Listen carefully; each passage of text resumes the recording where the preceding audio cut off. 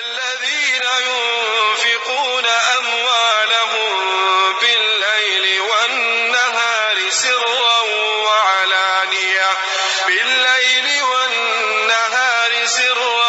وعلانية فلهم أجرهم عند ربهم ولا خوف عليهم ولا هم يحزنون. هغه کسان چې خپل مالونه د الله تعالی د پوره لګوي په شپه کې او په ورځ کې په پټه او په ښکارا نو د دوی د پوره د خپل رب په نس د دوی اجر دی او نه به په دوی باندې څه ویروي او نه به دوی غمجن کیږي.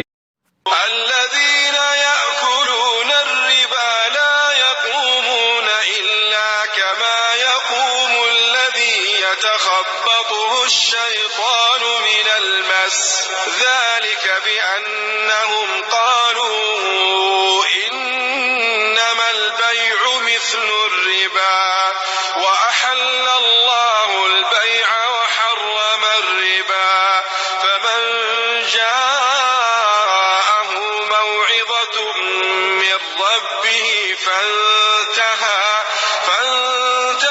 فله ما سلف وأمره إلى الله ومن عاد فأولئك أصحاب النار هم فيها خالدون.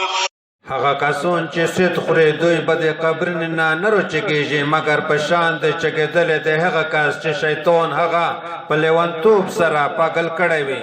دا ځکه چې یقینا دوی ویلي دي چې بېشکه بیع خو د سید په شان دو. حال دا چې الله تعالی وخستل خرڅول بیع حلاله کړی دو او سید یې حرام کړی دی.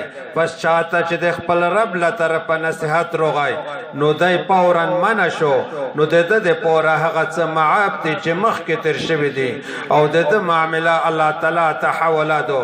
او کوم کس چې سید ته بیرته راوګرځي نو دغه کسان د یور ولدي دوی به په هغه یور کښې همیشه وي.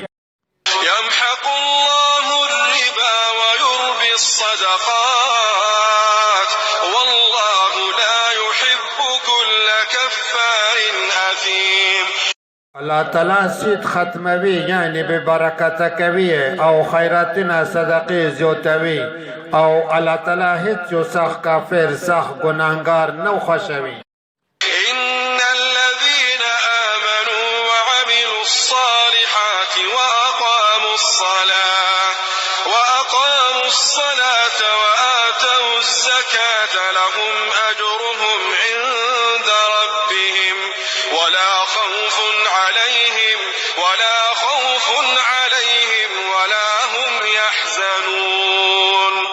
بېشکه هغه کسان چې ایمان یې راوړی دی او نیک عملونه یې کړي دي او لمونځ یې قایم کړی دی او زکات یې ورکړی دی د دوی دپاره د خپل رب په نزد د دوی اجر دی او نه به په دوی باندې څه ویروي او نه به دوی غمجن کیږي. يا أيها الذين آمنوا اتقوا الله وذروا ما بقي من الربا إن كنتم مؤمنين. هغه کسونه چې ایمان یې راوړی دی د الله تعالی نه وویریږئ او هغه باقي پاتې سید پرېږدئ که تاسې مؤمنان یئ. فإن لم تفعلوا فأذنوا بحرب من الله ورسوله وإن تبتم فلكم رؤوس أموالكم لا تظلمون ولا تظلمون. نو که تاسې داسې ونه کړل نو تاسې د الله تعالی او د هغه د رسول له طرفه په جنګ کولې خبر شئ او که چیرې تاسې توبه وباسئ نو تاسې رأس المال اصل مال تاسې دپاره دی. مه تاسې ظلم کوئ او نه به په تاسې ظلم کیږي. وإن كان ذو عسرة فنظرة إلى